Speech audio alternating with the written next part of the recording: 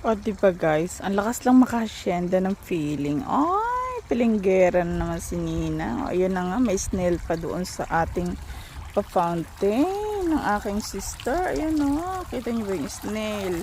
Nakikita niyo ba yung nakikita ko? Ayan. O, diba?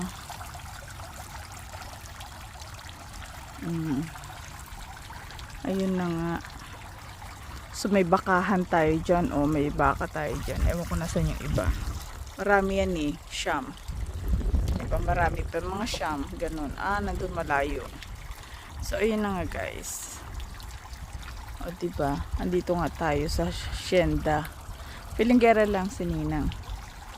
May pa-okasyon kasi ang ating sister. So kaya ganyan. So may pa-waterfalls tayo dyan. O, may pa-fountain pala. Ano ba yan? Ang dahil ko sinabi. Wala ko naintindihan guys.